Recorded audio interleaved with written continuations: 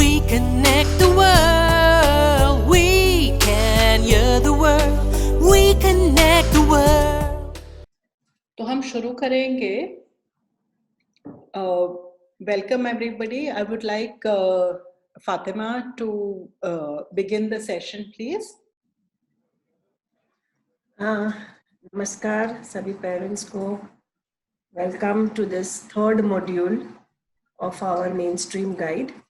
ये हमारी तीसरी श्रृंखला है और हम आपका स्वागत करते हैं. और आज की श्रृंखला जो करने वाले हैं वो पूर्वी पारेख.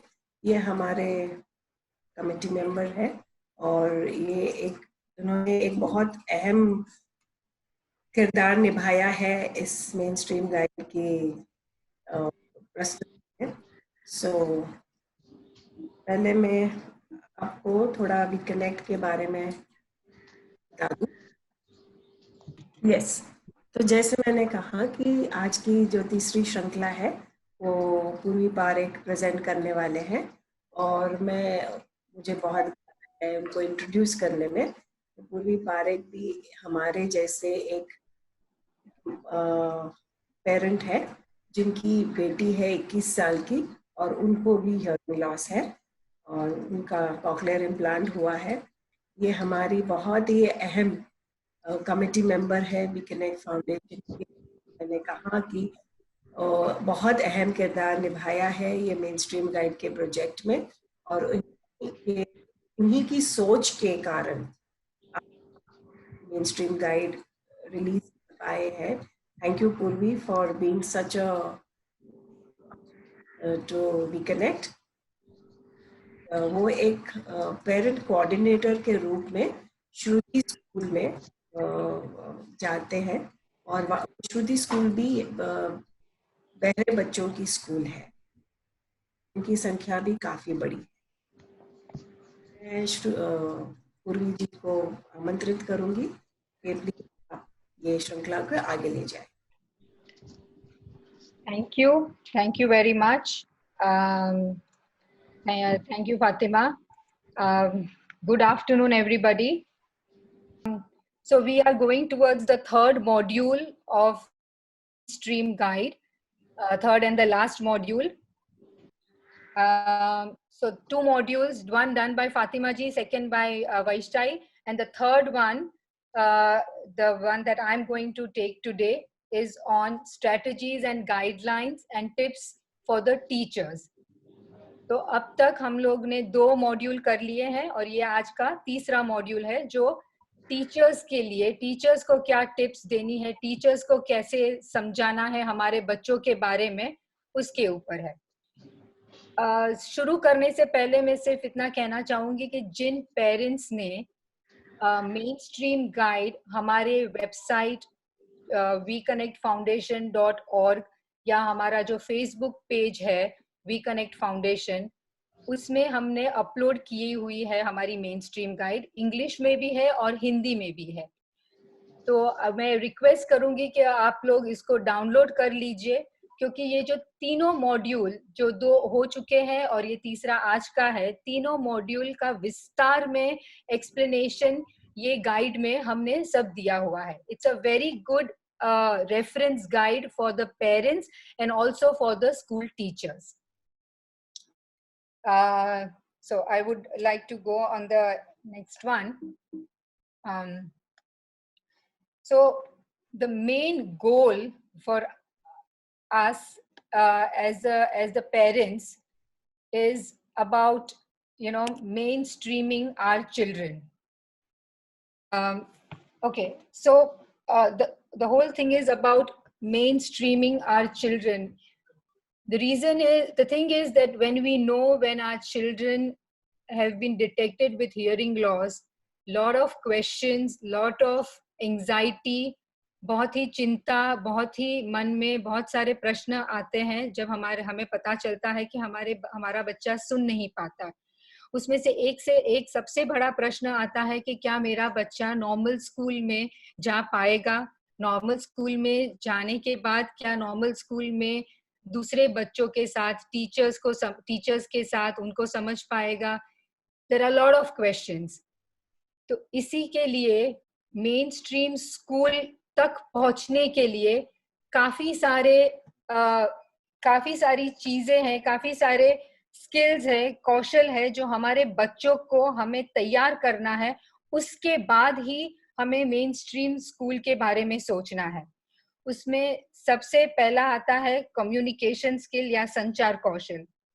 ये कहना बहुत ही जरूरी है कि हमारे बच्चों को कम्युनिकेशन, दूसरों के साथ वार्तालाप करने की, तो उनमें ये कौशल होनी बहुत ही जरूरी है।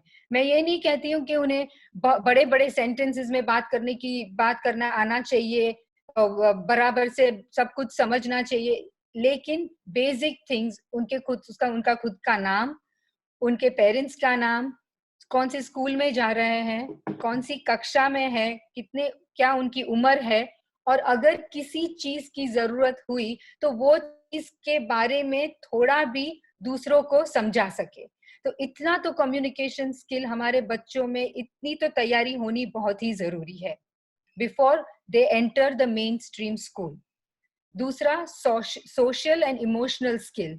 अब सोशल, ये हम सब जानते हैं कि समाज बहुत ही बड़ी चीज है हमारे लिए, खास करके भारत में जहाँ इतने सारे लोग हैं। हमारे लिए, हमारे बच्चों को फैमिली, फ्रेंड्स, आजू बाजू के लोग, ये की बहुत ही उन्हें अहमियत हमें पहले से देनी चाहिए, क्योंकि हमारा बच्चा ऐसा ना हो कि सारा दिन आईपैड पे ही बैठा हो या सिर्फ अपने रूम में ही बैठा हो और दूसरों के साथ मिलना जुलना उसे पसंद ना हो। ये हमें उन्हें करवाना बहुत ही जरूरी है, क्योंकि स्कूल में एक तो सबसे पहले कि शायद वो एक ही बच्चा होगा जो कॉक्लियर इम्प्लांट या हियरिंग एड पहनता होगा। दूसरे बच्चों के साथ उसको मिलना है, जुलना है। शौक की तरह नहीं आना चाहिए कि मैं सडनली ये कहाँ पे आ गया।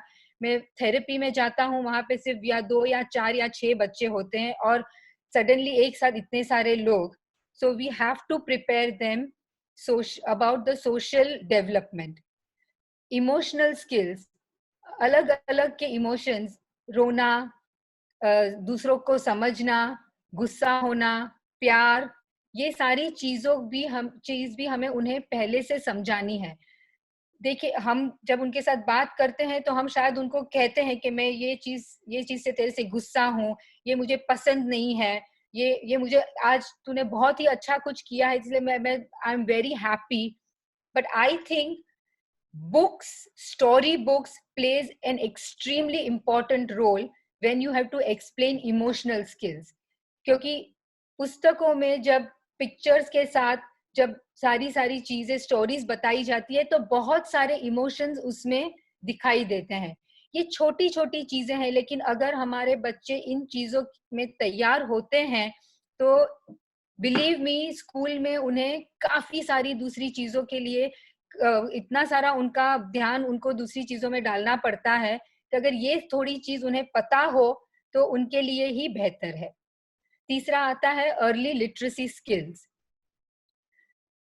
हम ये नहीं कहते हैं कि बच्चों को पूरा ABCD, पूरी अल्फाबेट्स, पूरे नंबर, सब कुछ आना बहुत जरूरी है कि ज्यादा ही प्रिपेयर रहे, लेकिन थोड़े बहुत नंबर्स, थोड़ी बहुत अल्फाबेट्स, थोड़े बहुत कलर्स, थोड़ी बहुत डेज ऑफ द वीक्स, ये सारी चीजें अगर थोड़ा हमने पहले से उन्हें अगर सिखाया है, अगर उन्होंने सुना है, उन्होंने समझा है, तो this is going to help them. क्योंकि टीचर अगर ये सारी चीज कुछ बोलेगी कि ट्यूसडे को हम कलर्स के बारे में सीखेंगे या वेडनेसडे को it is a dance day, तो दीज डेज दे रिकलेक्ट कि ये मैंने सुना है, मम्मी या पापा ने ये बताया है कि ये ऐसा डेज है। Numbers, we are 10 of us, we are 7 of us, so little bit of these early literacy skills करवाना बहुत ही जरूरी है।